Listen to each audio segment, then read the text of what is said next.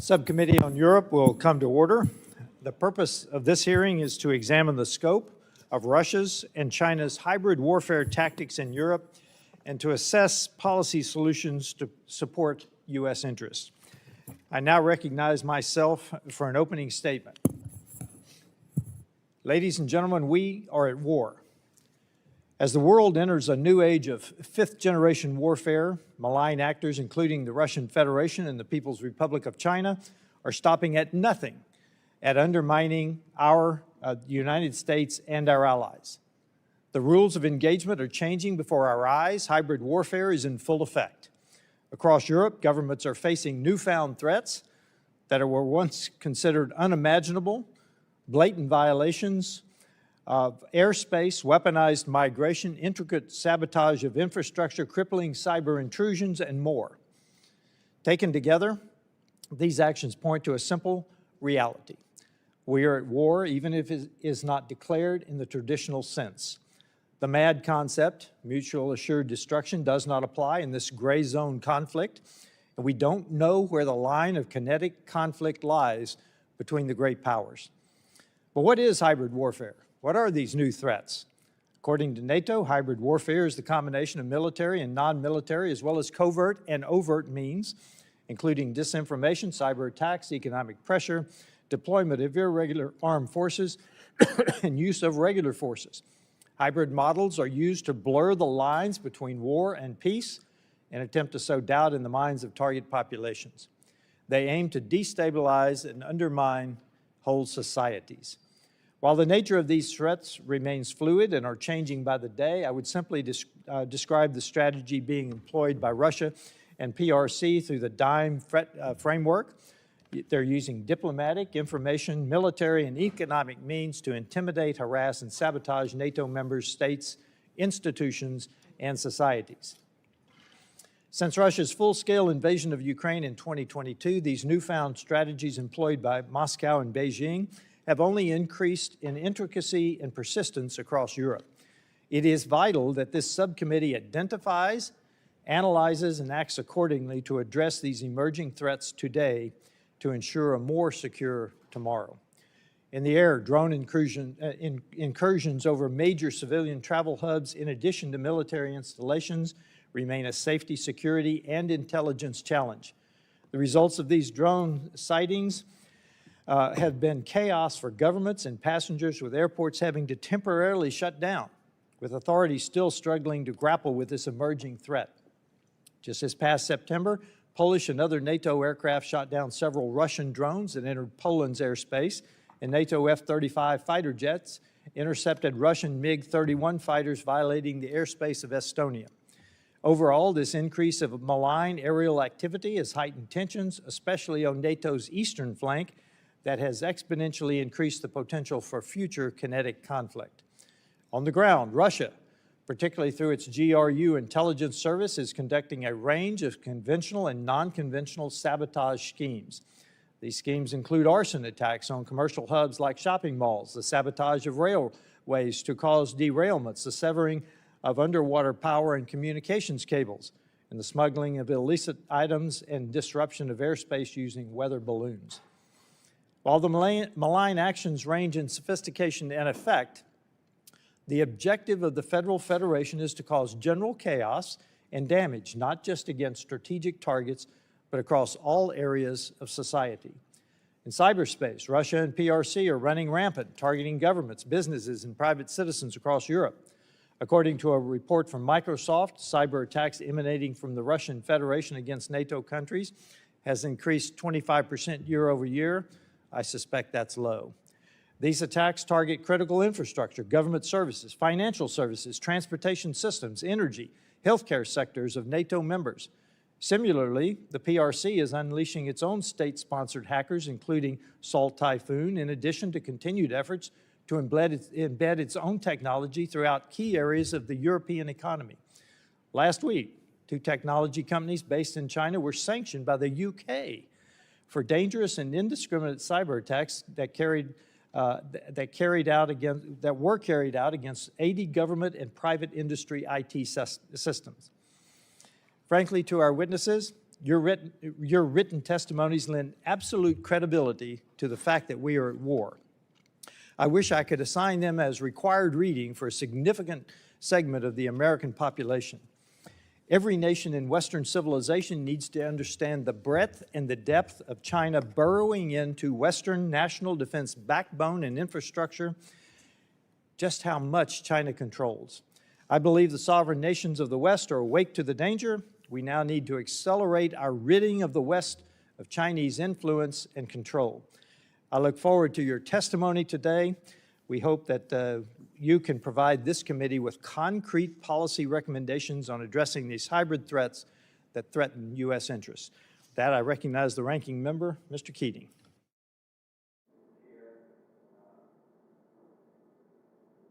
Thank you, Mr. Chair. And Russia and China's hybrid warfare in Europe poses one of the most significant threats to transatlantic unity and security since the fall of the Soviet Union. While Russian and PRC tactics are not new, they are enduring. And in recent months, we've seen Lithuanian authorities indict 15 individuals for an alleged Russian plot to blow up mail parcels on aircraft reportedly inbound to the U.S. and Canada, and dealt with the fallout of China's Salt Typhoon attacks on U.S. critical infrastructure, among many other incidents. This week, the chief of M16 in United Kingdom warned of Russia's acute threat to the West. As the benefits of the democratic system have become clear and deterrence to security alliance have proven effective, Russia and China have become fast friends, refining their playbooks to exploit vulnerabilities, manipulate political discourse, and chip away at our shared transatlantic values. As both Beijing and Moscow seek to undermine European security, they take significantly different tactics to achieve their goals. Seeking respect and leadership in a multipolar world, Beijing has sought to undermine the European Union through bilateral economic cooperation with countries like Hungary and Serbia. Through nodes of friendship in Budapest and Belgrade and elsewhere, Beijing has bullied allies and partners for the recognition of Taiwan, eroded European resilience to cyber attacks, and sowed doubt in our democratic institutions. Meanwhile, the Kremlin's illegal invasion of Ukraine has demonstrated that Moscow's playbook includes much more than hybrid attacks. After almost 12 years of conflict, Vladimir Putin has supplemented his illegal invasion with continuous hybrid attacks against Europe and against NATO. In the recent months, more than 20 Russian drones flew over Polish territory, blurring the line between hybrid and all-out military attack. And the Kremlin has been accused of terrorism by Polish authorities for blowing up train infrastructures. At the political level, the Kremlin has sought close ties from friendly far-right political parties in Moldova and Romania, as well as the AfD in Germany, who both knowingly and unknowingly will do the Kremlin's bidding. Unfortunately, Beijing and Moscow's hybrid tactics are not limited to Europe. Last week, a California court indicted Russians for targeting critical infrastructures in 5 U.S. states. And literally today, a group affiliated with the Russian Orthodox Church, long to believe to be a cover for the FSB, is in Congress seeking meetings with members and staff to spread false narratives about religious prosecution and persecution. Meanwhile, the PRC, state-sponsored cyber attacks like Salt Typhoon, and they've targeted American power grids and American companies, stealing sensitive files and intellectual property. For decades, Beijing and Moscow have only ceased their hybrid attacks when the transatlantic alliance remains united in defense of our shared values. Today, that brings in Ukraine, where the only way to ensure a Ukrainian future, a future that's free of Russian hybrid attacks, is with credible U.S. backing and security guarantees for Kyiv. It also means calling out Russian political interference and Beijing's malign investment schemes in Europe, wherever they're seen, and subsequently responding with sanctions and other punitive measures to show the Kremlin and President Xi that the United States is serious. Unfortunately, rather than respond effectively to Russia and China's hybrid tactics in Europe, the Trump administration has embraced Beijing and Moscow. On December 8th, the White House approved the export of advanced NVIDIA H200 chips to China. On the same day, the Justice Department indicted an American and 2 PRC natives for the alleged illegal smuggling of those exact chips to China. Meanwhile, the State Department's Undersecretary for Public Diplomacy met last week with a politician from the far-right AfD who the Kremlin had once described as a member of parliament under our absolute control. This administration's actions have consequences, failing not to stand up to Moscow and Beijing's hybrid tactics, but rather embracing them makes America less safe, less strong, and less prosperous. I hope this distinguished panel of witnesses here today can help shed some light on the true hybrid threats posed to Europe and the United States and recommend a way forward for the Trump administration to change course. I look forward to their testimony, and I yield back the balance of my time. Other members of the committee are reminded that opening statements may be submitted for the record. We're pleased to have a distinguished panel of witnesses before us today on this important topic. Mr. Craig Singleton, the China Program Senior Director and Senior Fellow at the Foundation for Defense of Democracies. Mr. Christopher Walker, the Vice President of the Center for European Policy Analysis, and Ms. Laura Cooper, an Adjunct Assistant Professor at Georgetown University. This committee recognizes the importance of the issues before us and is grateful to have you here to speak with us. Your full statements will be made part of the record, and I'll ask each of you to keep your spoken record remarks to 5 minutes in order to allow time for member questions. I now recognize Mr. Singleton for an opening statement. Chairman Self, Ranking Member Keating, and distinguished members of this subcommittee, thank you for inviting me to testify today about Chinese hybrid warfare in Europe. I'm pleased to offer policy insights from the Nonpartisan Foundation for Defense of Democracies, where I serve as a senior fellow. In my view, China's hybrid warfare strategy is best understood as a campaign to shape European decisions before a crisis, so that when a crisis comes, Beijing faces a more divided, distracted, and dependent continent. To achieve that objective, China is investing in hybrid tools to gain access and leverage, using commercial deals, cultural outreach, cyber operations, disinformation, and quiet economic coercion today to create the strategic advantages it needs tomorrow. In that sense, Beijing does not see Europe as a sideshow.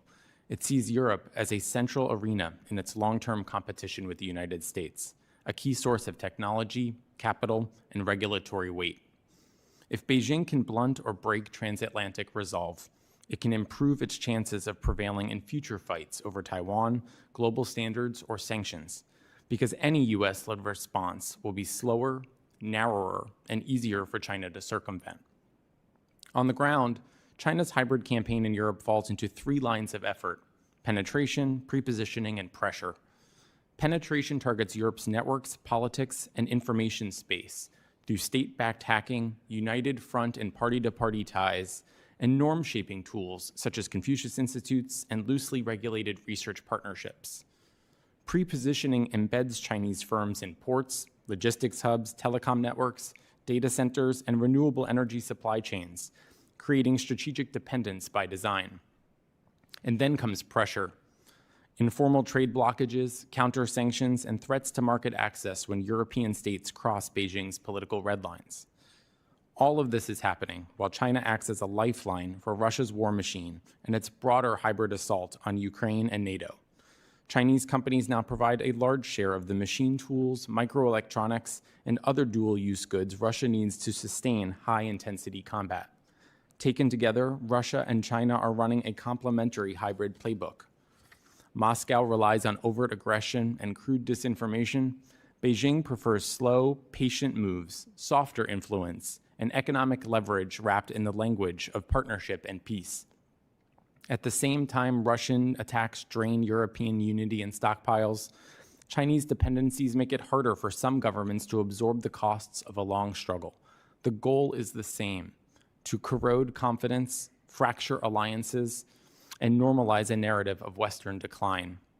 Some European governments have restricted high-risk vendors, tightened investment screening, and have begun to reassess Confucius Institutes. but the broader response is still uneven, especially in ports, telecom networks, supply chains, and research ecosystems. And that unevenness is exactly what Beijing seeks to exploit. So what should we do? In my view, 3 priorities stand out. First, treat Chinese hybrid warfare in Europe as a frontline China challenge, not a secondary theater. U.S. diplomacy should frame Chinese and Russian hybrid activities as a linked problem, and our embassies and missions to NATO and the EU should raise Chinese cyber activity, economic coercion, and research security whenever they discuss Russia and Ukraine. Second, help Europe reduce their most dangerous dependencies and harden the digital front door against Chinese hybrid threats. Congress can support European efforts to de-risk from Chinese leverage in ports, telecom, and critical minerals, and encourage joint cyber resilience work with European allies. Third, raise the costs for Chinese coercion and support to Russia. Beijing needs to understand that weaponizing trade against European partners or enabling Russia's war will not be cost-free. Congress can press for regular public reporting on Chinese entities that support Russia's defense industry, for targeted sanctions and export controls, and for visible U.S. backing when European allies face Chinese coercion.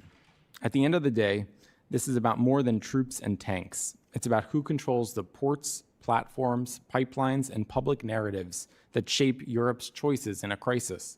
A Europe that is more resilient, more diversified, and more clear-eyed about China will be a powerful force multiplier for U.S. strategy. A Europe that remains dependent, divided, and distracted because of Chinese hybrid warfare will not. On behalf of the Foundation for Defense of Democracies, I thank you again for inviting me to testify today. Thank you, Mr. Singleton. I now recognize Mr. Walker for an opening statement. Chairman Self, Ranking Member Keating, members of the committee, thank you for the opportunity to testify on a threat landscape that strikes at the foundations of U.S. national security and undermines American strategic influence, Russia's broad spectrum warfare across Europe, and China's pivotal enabling role in sustaining and amplifying these efforts. This is not an abstract challenge. It's a systemic assault on free societies that's being waged by ambitious dictatorships which themselves deny their own people basic freedoms. For its part, domestically, the Chinese Communist Party uses extensive state power to suppress dissent. Abroad, where the possibility for such direct coercion is more limited, Beijing relies on educational, cultural, media, and other overseas platforms to extend its influence within open societies. China and Russia together represent among the world's most repressive censorship regimes. They seek by their nature to eliminate free speech domestically and export the tools to do so abroad. This is an important backdrop to recognize for a context in which the authorities in Russia and China, increasingly working with a grouping of like-minded autocratic regimes, have strong ideas about the way the world should be organized. A report the Center for European Policy Analysis released in November 2025, titled War Without End, Russia's Shadow Warfare, puts the threat from Moscow's progressively brazen approach into context. War Without End observes the following: that the Kremlin's overriding concern is not national security, but the survival and continuation of the current regime.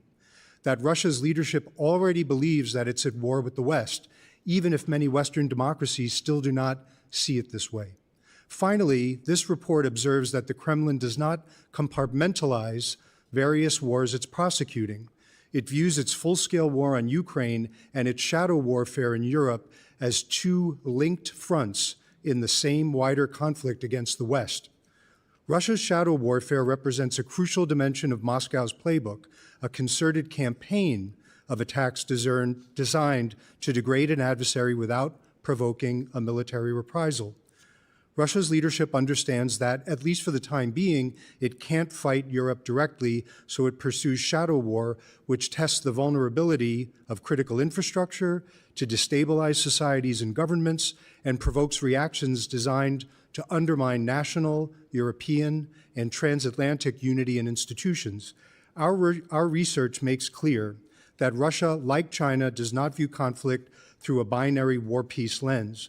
Instead, Moscow operates in a constant state of confrontation, using shadow warfare to manipulate, coerce, and destabilize targeted states without triggering a conventional military response.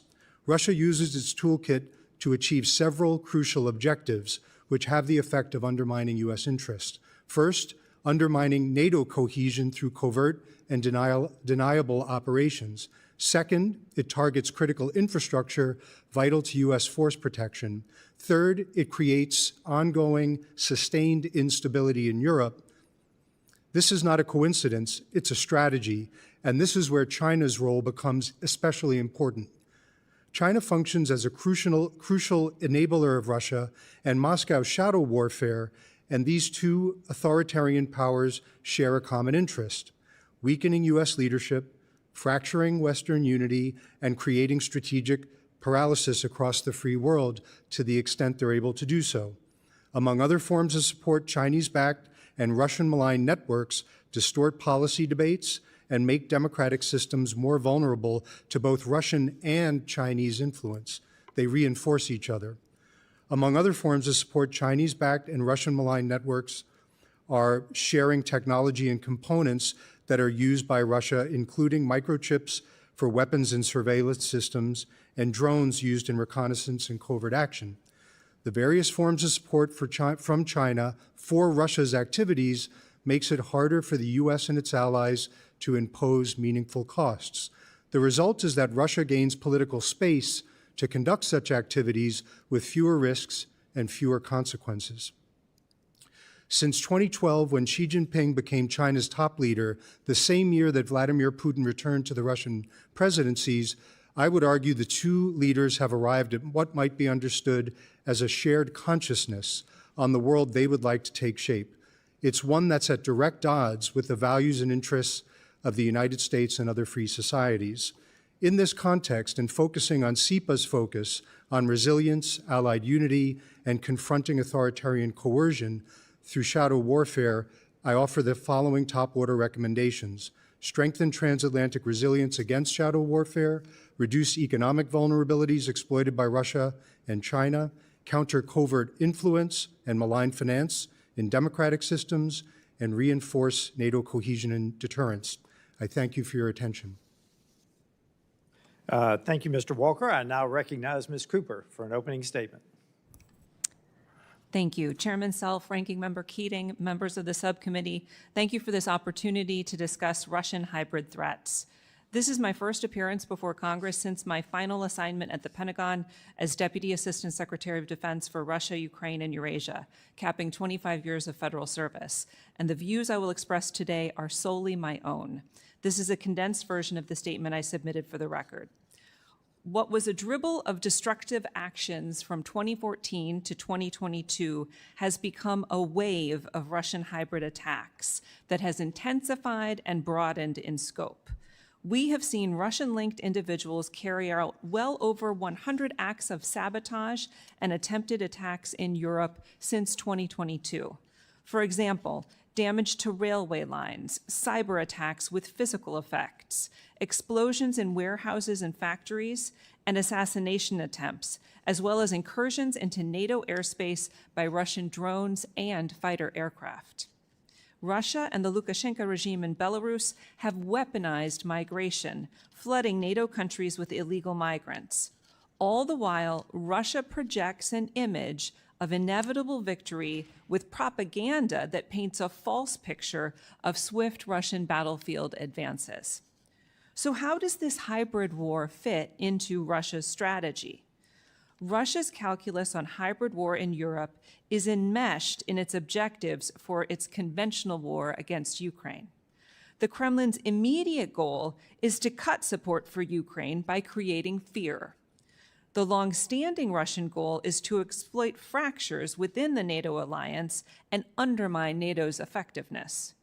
Further, Russia's information strategy uses threats about Russian use of force to try to intimidate the United States and Europe.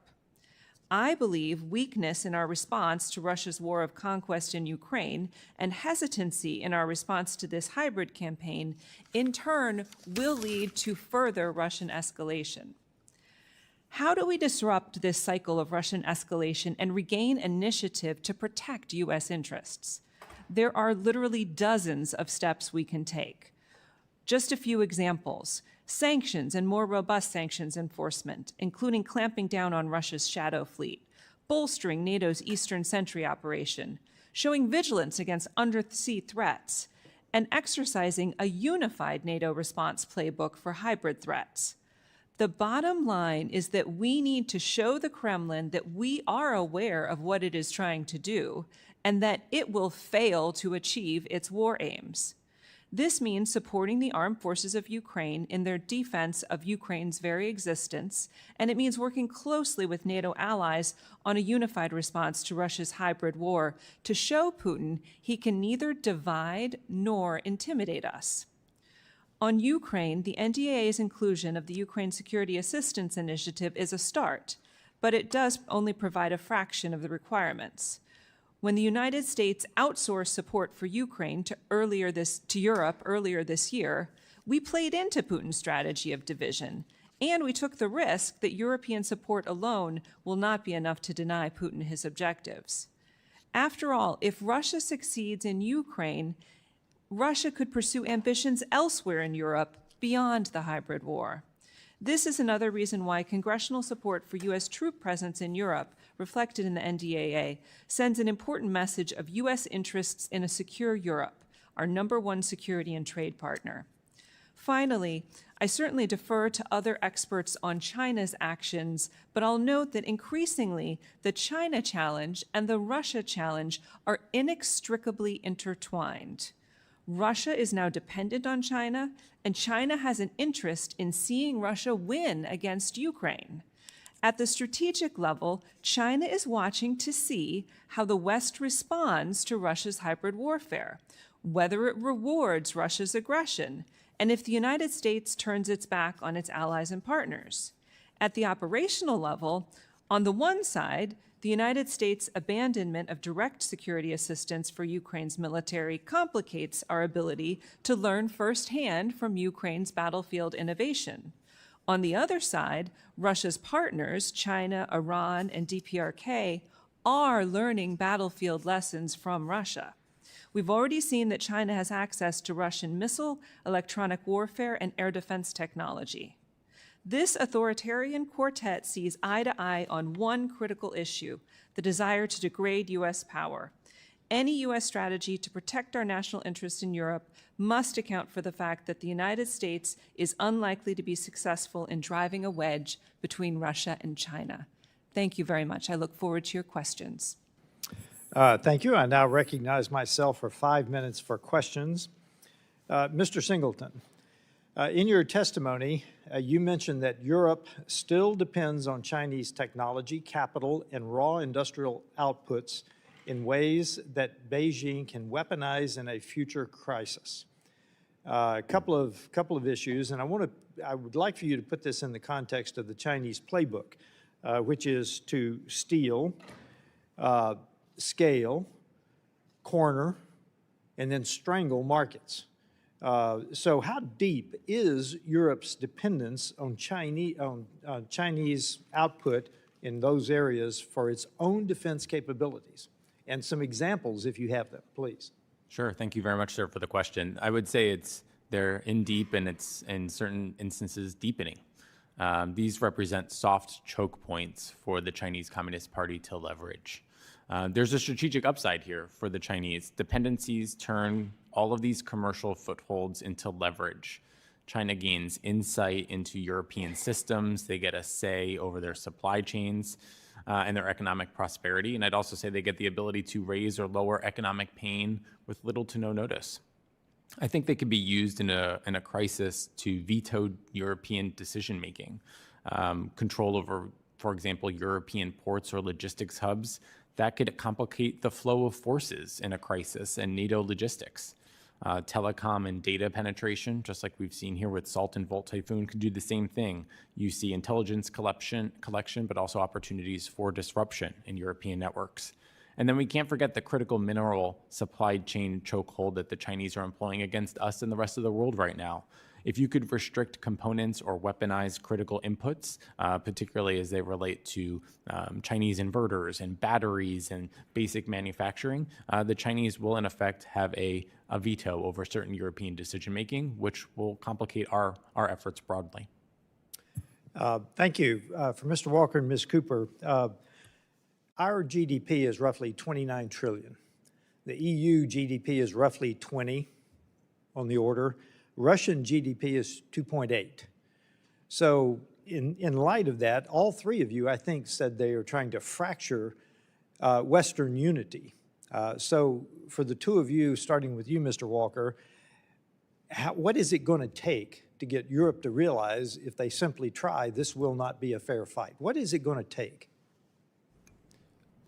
So, Congressman, I think you put your finger on the central issue, which is Russia and China alike operate by divide and conquer. They do this domestically in their own politics, and now they're exporting it internationally, even beyond the subject matter we're discussing today. This is their stock and trade.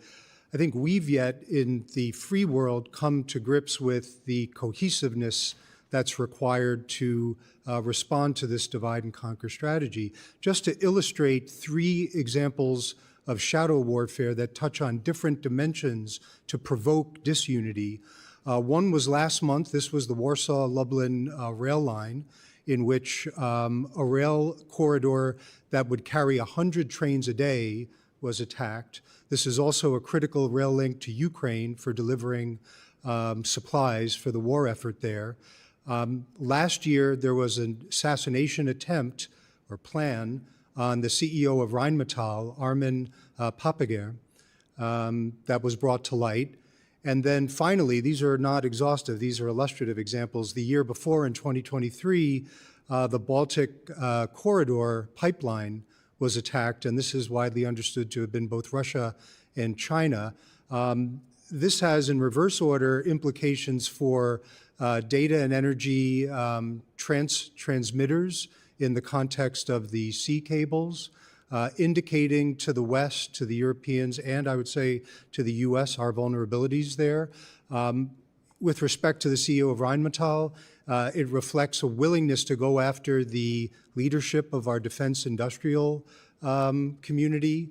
And finally, with the rail attack, it also suggests that Russia is willing to go beyond Ukraine to attack critical infrastructure, signaling perhaps a view to the future.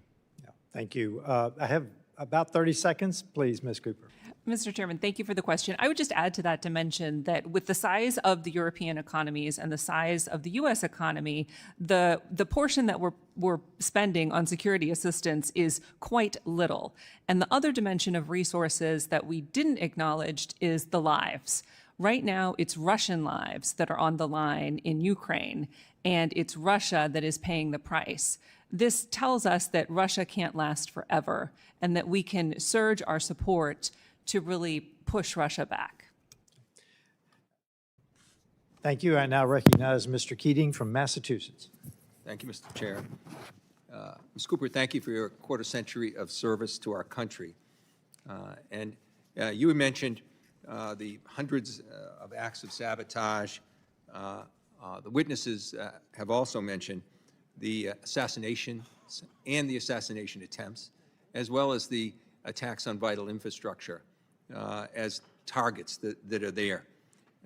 This week, the new United Kingdom chief of MI6, talked about the acute threats, and they mentioned, in particular, AI and the increasing threats there. So, Ms. Cooper, with all the hybrid warfare tactics like cyber and social manipulation, depending on artificial intelligence, and in light of the recent decision to allow China to buy NVIDIA H200 chips, how does that reflect on this tension that we have with AI, and how do we keep up from a transatlantic sense with the threat being emphasized by use of AI, as the new MI6 chief referenced in her speech?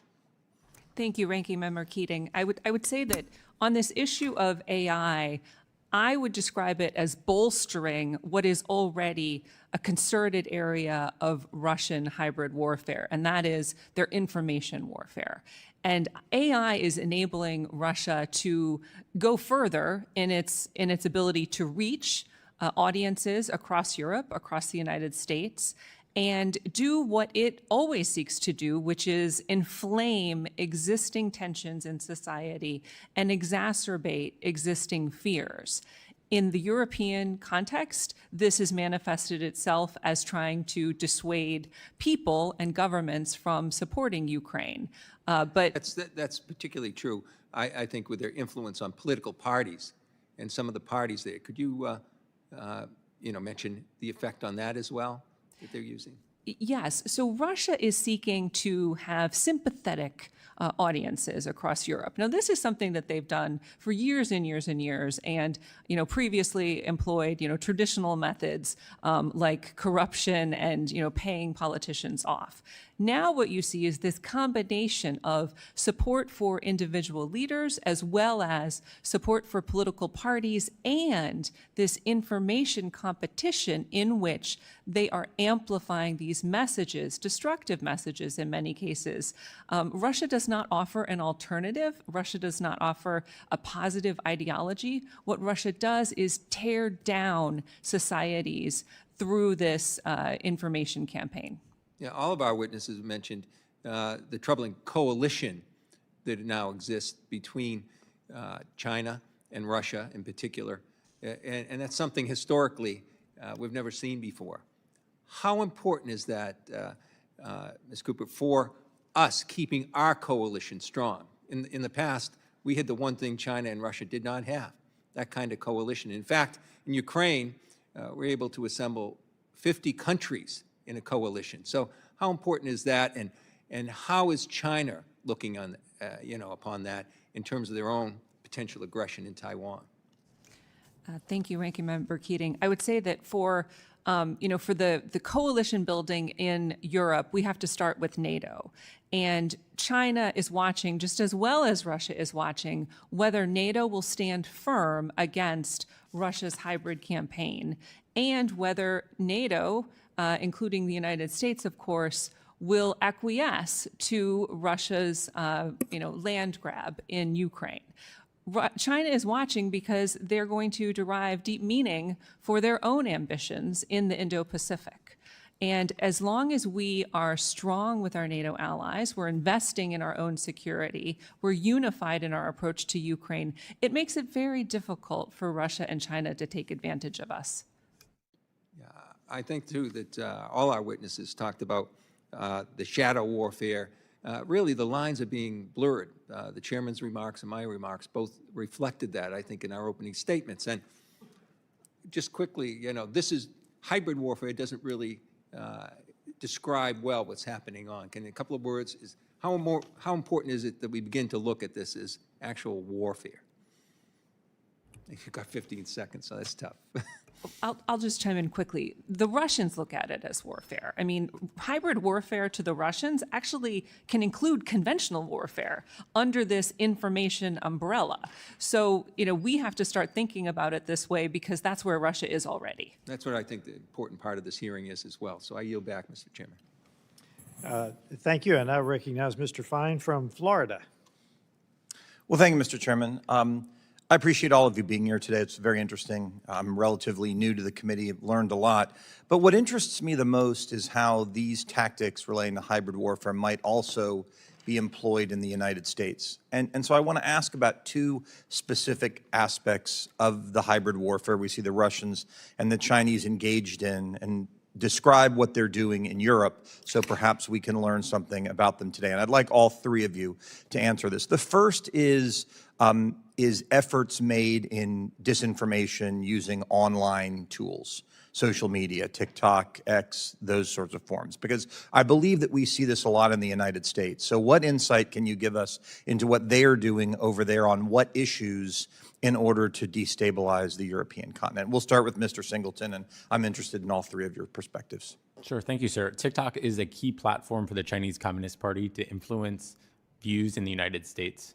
Chinese Communist Party technicians control what Americans see and what they don't see. It's a primary tool. Today is the last day of the TikTok divestiture executive order, and we still have not heard whether a deal has been completed. And the reason is because Beijing gets the final vote. And ultimately, I think it's incumbent upon Congress to ask the right questions about what was agreed to in that deal and whether it's a true divestiture as consistent and mandated by the law. And before we go on, and you believe the Chinese, for example, use TikTok in order to foment discord, disinformation, create division on issues, frankly, that the Chinese may not even care about. It's just that they use those issues. Like, I don't think they really care about Israel and China, but I think they use that just to create division. Is that your sense? I would agree, and Laura Cooper mentioned it well. The amount of anti-Semitism that is prevalent on the platform is entirely inconsistent with what you see on other social media platforms, and that's by design. This week in the Washington Post, Matt Pottinger and I wrote a TikTok op-ed highlighting the use of disinformation of TikTok as a tool, and I think it sort of shows both the promotion of self-harm against our children, but also anti-Semitic trends that are broadly consistent with China's divide and conquer strategy. Thank you. Mr. Walker? Over a decade and a half, Russia and China alike have used the asymmetry of open information systems, not only in the United States, but around the world, both to manipulate the information environment, but to project what I would describe as their preferred strategic narratives into the discussion about the ostensible benefits of their systems as compared with the ostensible unreliability and fecklessness of ours. And they haven't stopped. And so I think if you look at the channels that they have access to, they continue to use them wherever we permit them to. Ms. Cooper? Congressman, I'll just give you an example of how Great. this played out when Russia sought to use information operations to turn a narrative that should have been a Russian defeat into something that they could count as a victory. When there was sabotage, Russian-sponsored sabotage of Polish railways, Russia actually employed Ukrainians to do the operation. They then had an information campaign in Poland to try to whip up anti-Ukrainian sentiment. Incredible when you think that this operation was a Russian operation to begin with. Do you all, and I'll start with Ms. Cooper and go down there, do you all have any policy ideas that we could employ? Obviously, forcing China to sell TikTok is an obvious one. But other than that, strategies, bills, ideas that we could pass that might affect these state actors' ability to manipulate our systems, which are built on freedom. They're trying to use them to take freedom away. Do you have any ideas on things that we could do in that regard? Hopefully you do. This is a phenomenally vexing question precisely because we don't want to harm our own freedoms and free speech. I suspect ultimately we'll need to compete more assiduously in the information domain as a conceptual matter, as a way to compete against Russia and China. This is the way they see it. China, for its part, invests billions of dollars annually in their global information outward-facing efforts. Russia is widely understood to invest hundreds of millions of dollars at a minimum globally. We don't do that. Well, thank you. Look, I'm about to run out of time, but I would say the risk that we have is these nations use our freedoms, manipulate our freedoms to then try to take them away. And so I think that dealing with this, we see what's happened in Europe with the division over there. It's certainly come here, and I appreciate all of you focus on this hybrid warfare because I think we're experiencing it in our own country right now. Thank you, Mr. Chairman. I yield back. Thank you. I now recognize Mr. Amo from Rhode Island. Thank you, Mr. Chairman. And thank you to our witnesses for being here. From Russia's attacks in Europe to China's continued aggression in the Indo-Pacific, hybrid warfare poses a new and growing risk to the United States and our allies around the world. We cannot face this threat alone. We must work with our allies to successfully counter and deter these attacks. And we must continue our support for our ally, Ukraine, which is at the literal front lines of these hybrid attacks. However, President Trump's national security strategy chooses a different path. He'd rather undo our alliances and embolden Russian aggression. We need peace in Ukraine and ensure that they have a central role in the resolution of this war. We must make it clear that aggression is unacceptable, whether from Russia, from China, or some other malign actor. Russia and China have increased their cooperation in using hybrid warfare methods. China is clearly watching Russia's use of them and how the U.S. and our allies stand up to these threats.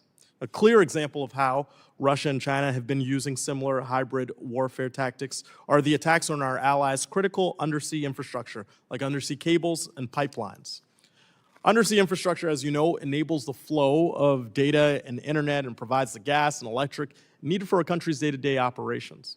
And since 2022, Russia has been accused of damaging undersea cables and gas pipelines in the Baltic Sea and actively mapping undersea infrastructure for future sabotage. China has also been accused of sabotaging undersea cables around Taiwan using the hybrid warfare tactics they are seeing in Europe and around the world. Ms. Cooper, this question is for you. How does Russia and China's alleged sabotage of undersea infrastructure undermine European and transatlantic security? And what are the long-term risks of these operations, both in Europe and around the world? Thank you, Congressman. So Russia is trying to probe potential weaknesses in the Western alliance and in the alliance's dependency on undersea infrastructure. And this relates to certainly telecommunications infrastructure, but also energy infrastructure. And Russia is testing us. In many of these areas, Russia is probing and testing to see how we'll respond and to see how we address our vulnerabilities. Now, with undersea cables, we have seen the Europeans, as part of NATO, surging support for Baltic Sentry operations to try to deter further manipulation of undersea infrastructure. That's one area where NATO is showing that it is responding. But we have to treat this as, full spectrum, because undersea cables is one thing, but undersea cables coupled with cyber attacks is a much more complicated problem. So this should lead us to continue to work together with our NATO allies to both improve our resilience, but also to determine what our responses are. Because when we don't respond, Russia thinks it can just keep escalating. Yeah, and you point to the importance of the NATO alliance and some of the work that they've done of late in the critical undersea infrastructure network to share information and best practices to counter developing threats from Russia and China in the Baltic Sea. Really essential work. Why, again, it's important that our national strategy is in alignment with what we know to be true, that we need these alliances and the technical capacities behind them to thrive.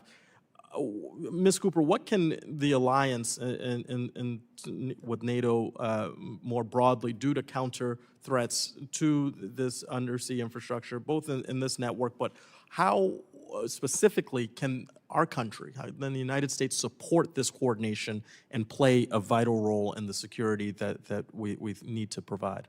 Thank you, Congressman. Well, as part of NATO efforts, we need to continue to support NATO in its vigilance in operations to deter these attacks. We also need to support resilience of our infrastructure, and this is infrastructure in Europe, but also transatlantic infrastructure, certainly, and that includes a big focus on cyber. There is a particular aspect of this undersea challenge that is unique to Russia's shadow fleet, because we've seen Russia's shadow fleet vessels used in cable damage operations. So there are a host of policy initiatives that we can pursue in the United States to target Russia's shadow fleet. This is everything from undermining their flag, their foreign flags, their administrative support, and also enabling our intelligence to track these vessels where they operate. Thank you for your insights, and thank you to all our witnesses for your work in this area. It's essential. I yield back. Thank you. I now recognize Mr. Wilson from South Carolina. Thank you, Mr. Chairman. And indeed, we are so grateful for each of the witnesses today.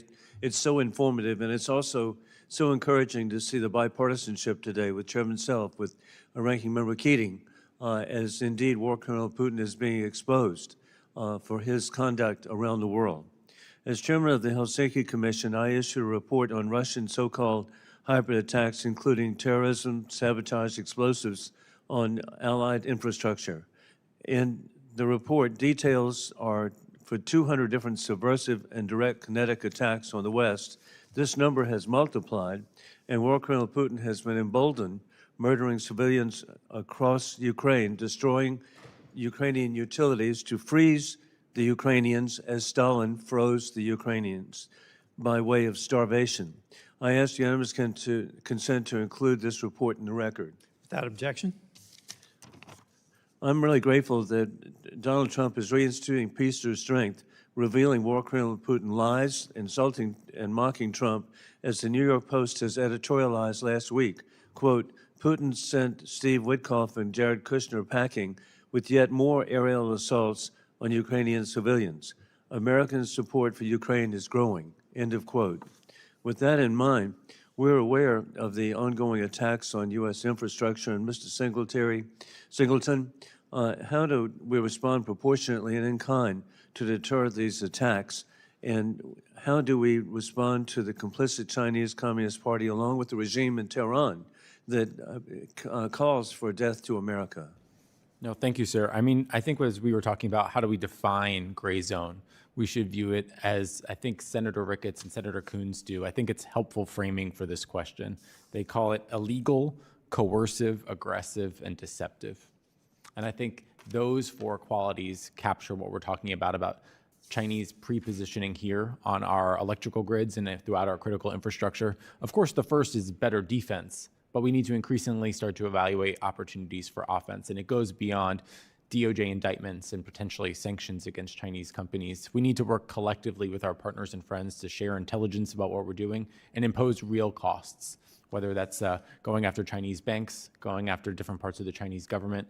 At this stage, Marxist-Leninists have a phrase, if you feel mush, push. And I think at this point, we haven't sent the correct message about deterrence and what we're willing to do and perhaps not do to protect our networks. Thank you very much. And Mr. Walker, a great fake myth of Russian disinformation info operations paints War Colonel Putin as a defender of Christian values.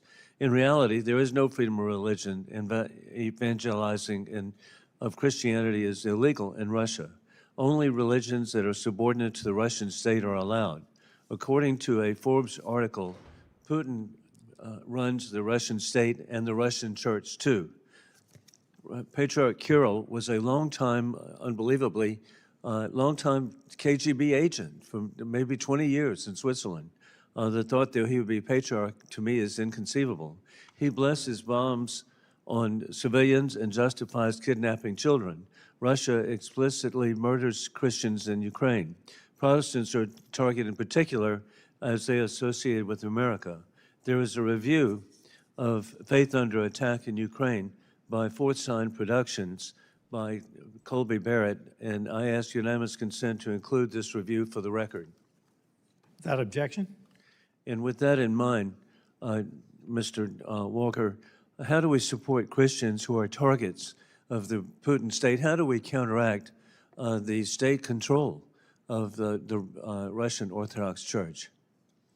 So this is a critical question. I think what I would focus on here is what was implicit in the first part of your question. That is the Russian state under Vladimir Putin, who's now entering his fourth decade in power, is very adept at strategic narratives in suggesting to the wider world that there is religious freedom in that country. Of course, there's not.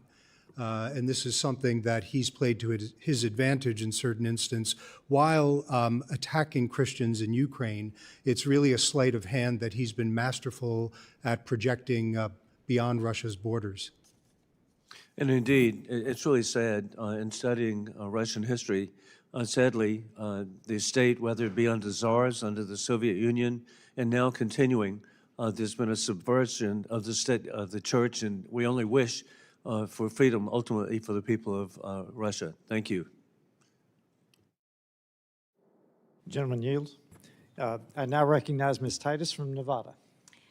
Thank you. You know, a lot of the conversation has been about the side of shadow warfare that attacks infrastructure.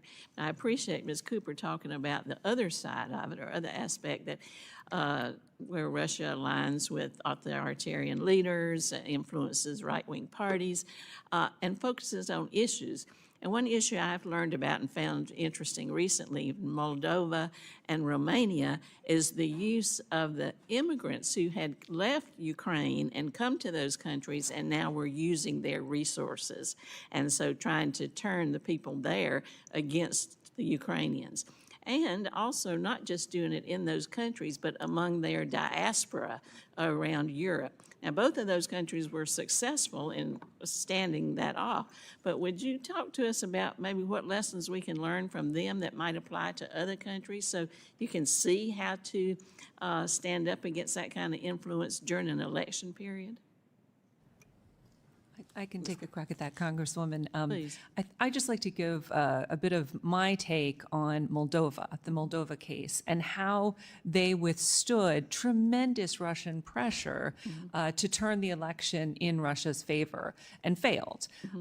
Moldova first had a lot of vulnerability in the energy sector because it was very dependent on Russian oil. But smartly, Moldova actually diversified its energy resources and has become significantly less dependent on Russia. Russia has also always used corruption to fuel its political candidates and has used corruption as this tool of political influence. Well, in Moldova, you have a president, Maya Sandu, who is known to be immune practically to corruption and has a tremendous reputation for being anti-corruption. I think that, corruption can be Russia's, weapon, but it also can be Russia's Achilles heel, because the voters in Moldova, they made the choice, the opposite choice of what Russia wanted. I might just add to this. In Moldova's case, it's understood that there were astonishing, shocking amounts of resource that Russia put into the country in an effort to manipulate those elections. And to Moldova's remarkable credit, they fended it off. It's a country of 3 million and managed to have an election that was competitive and had a legitimate result. Well, I still think we need to look there for some lessons. I mean, not everybody can diversify their economy, and not everybody fights corruption, but maybe that gives us some clue. I think the big elephant in the room, though, is as we've heard from all of you, most of the people on the panel, how we need to stand up to Putin and strengthen our alliances, and yet we've just come out with a new national security strategy that takes just the opposite approach of that, seems to me. It fails to call out our adversaries and doesn't really support our allies, especially in Europe, actually insults them. It advocates for stability with Russia, despite all the challenges and concerns that you all have addressed. I wonder if you might focus, we'll start with you, Ms. Cooper, on, what do you think about that? And how do we deal with that coming out of the administration if we want to kind of strengthen our position against Russia in this shadow war? Thank you, Congresswoman. I would say that there's a lot that could be said about that document. But we're not talking about it very much. That's what's concerning, too. Absolutely. The thing that jumps out at me is the lack of identification of Russia as a threat. Russia has viewed us as its primary adversary for decades. And if we look at what Russia has done to Ukraine and how Russia is attacking Europe, we have to recognize that Russia is a serious threat to U.S. national security, and to miss the opportunity to call them out in our national security strategy is a huge mistake. The rest of you, comment? So I think we've touched during this hearing on the extent to which Russia, China, North Korea, and Iran have found ways to work together. Whether one considers them an axis or a coalition, in a sense, is beside the point. They're practically collaborating with each other. I think in an environment of this kind of competition, it behooves us as free societies to find ways to collaborate better for our own security. The best laid diplomatic and national security strategies often encounter real world realities. And I think that this national security strategy in particular will be tested early and often. and we'll be forced to reevaluate our priorities. We'll be forced to think about what our resource constraints are and where we're going to really need allies to step up. I do think there is value in talking about partnerships, not dependencies, but it remains to be seen how this will be brought forth in the National Defense Strategy. And when that's released, I think there'll be a lot of room for debate about how we allocate our resources against these emerging threats. Thank you. I yield back. I recognize Mr. Davidson from Ohio. Thank you, Chairman. I'd like to applaud the Trump administration, President Trump's administration, for their pro-peace agenda, especially in Eastern Europe. The Russia-Ukraine war has been a humanitarian tragedy where millions have died and been displaced, and ending it is a noble cause. The book of Matthew, chapter 5, verse 9, reminds us, quote, "Blessed are the peacemakers, for they shall be called children of God." I do worry that any peace deal that is predicated solely on U.S. security guarantees would do more harm than good in the long run for America's national interests. America should continue to motivate Europe to take primary responsibility for European security. Instead, NATO expansion has essentially compelled Americans to serve as the European Defense Force. This is not healthy or sustainable. President Trump tried to call attention to it in his first term. We've seen tragic consequences for Europe not paying attention to their own security. So I'd like to say, why is President Trump administration's recently published national security strategy not only right for America's national security, but also right for Europe? Mr. Walker? So I think there's little disagreement that Europe should and needs to invest more in its own security. That's not mutually exclusive of working more closely with Europe, I would argue, at the same time. If we look at the countries in Europe that have been subjected to Russian aggression over the last 2 decades, it's been those that have been outside of NATO. Vladimir Putin clearly has an interest in the Baltic states, but hasn't seen fit to attack them yet.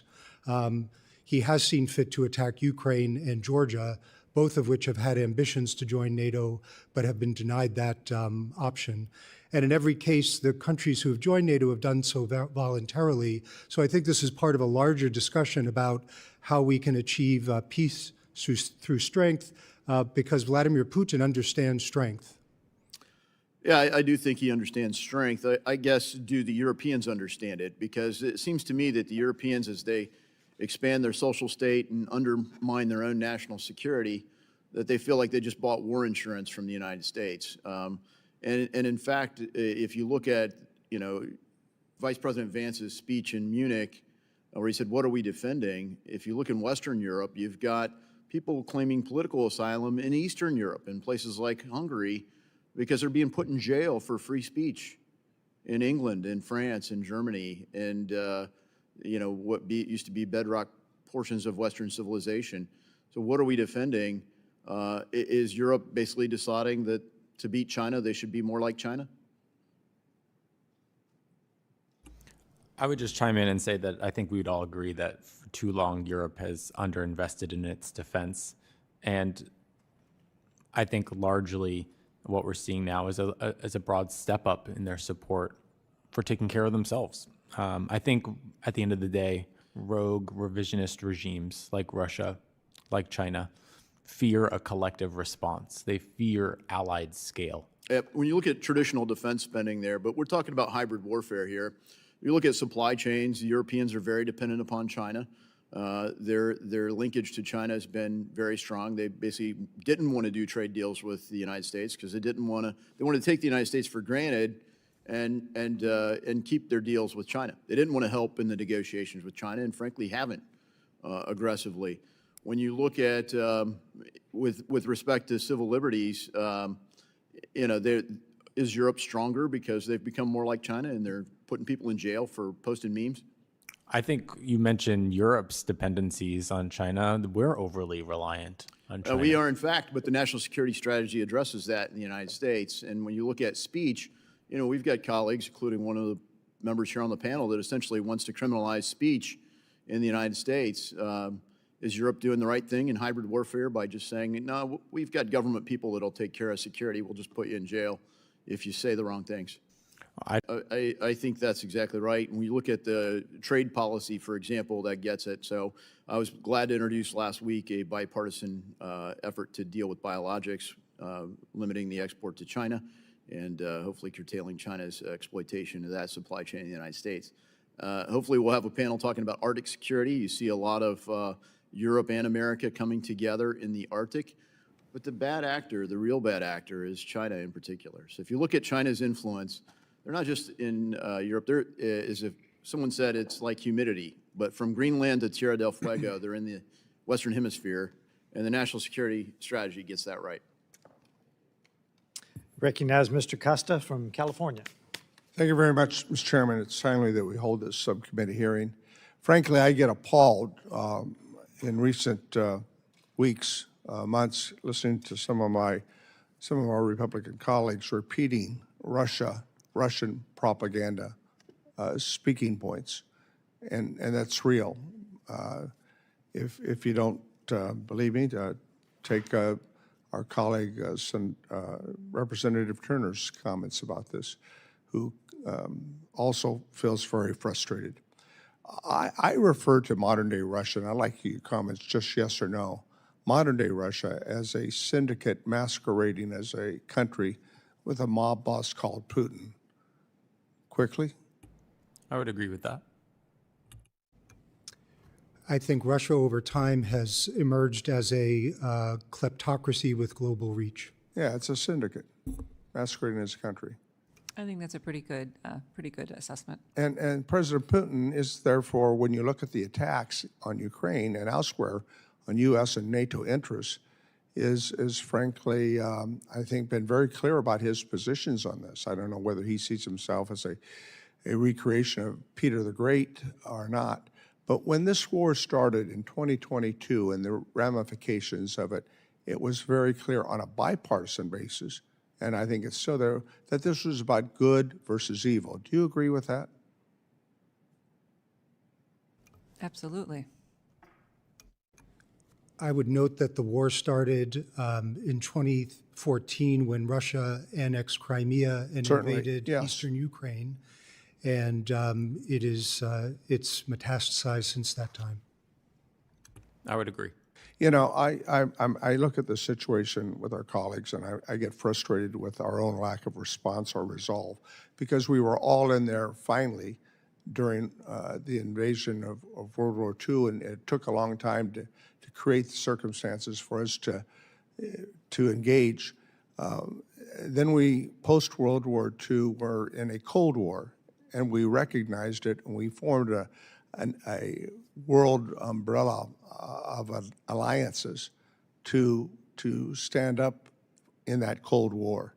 Today, we're in a hybrid war, and I don't think we appreciate the fact that the challenges that we face with our allies and coddling our enemies. I mean, China is an adversary, right? No one disagrees with that. They're also a competitor, right? And they're a vast market, and therein lies the conflicts. Russia's dependency on China in what I believe the Chinese view as a proxy war in terms of their own interests. So, you know, I'm going back to a book that was published in the late 1930s called While England Slept. Do any of you care to quickly comment on, is the United States sleeping now at this point in time? Is there a comparative analogy? Well, Congressman, I would point to where we are on Ukraine, as well as on Russia's hybrid attacks, as a sign that, in fact, we are not seeing the real threat that Russia poses. How should Europe and we respond to the Russian hybrid threats to better deter Russia from further aggression against not only Ukraine, but the West? You can all respond quickly. My time's... I can just start. I would say, first of all, it's really important that our leaders are all on the same page and making the same statements publicly to push back on Russia's hybrid warfare. And that's not happening yet. And no, sir, that is not Please. happening. I would say that we need to see the shadow warfare from a transatlantic perspective, not as an individual attack or a set of individual attacks, but more as a campaign that's actually designed to divide our cohesiveness. NATO's being undermined by President Putin, and certainly she thinks it's a good thing, right? They would welcome that. Yes. I would just argue that collective response here is what the authoritarians fear more than anything. And that's why we ought to be doing everything we can to formulate a strategy on that collective response. And we have the alliances in place, do we not? We do, yes. We both have anchor alliances, but also we have to build out this architecture of agile alignments. And they're going to differ by region and by topic, but that takes hard work. So what steps should we be taking in the cyber world to better deter Russia in supporting these regional security operations in Europe to counter their cyber operations? I think we're at the point where we need more pre-agreement among allies on how to respond so that we don't get caught flat-footed and in reactive mode on a consistent basis, which has often been the case. But we are in a cyber hybrid war today, are we not? It's a part of the broader spectrum war. My time's expired, but more needs to be continued in all of this, and we need to come together. Thank you. Thank you. I couldn't agree more. I would love to do several more rounds of this, but we have a classified briefing with the Secretary of State we're going to get to. I thank the witnesses for their valuable testimony on shadow war. I realize we've gotten into the kinetic war a little bit, but the shadow war for this briefing. I will tell you the members of the subcommittee may have some additional questions. I certainly will. We'll submit those in writing, and I ask that you respond to them because we have only broached this subject. Pursuant to committee rules, all members have 5 days to submit statements, questions, and extraneous materials for the record, subject to the length limitations. Without objection, the committee stands adjourned. Thank you so much. Thank you. Thanks for having the hearing. Yeah.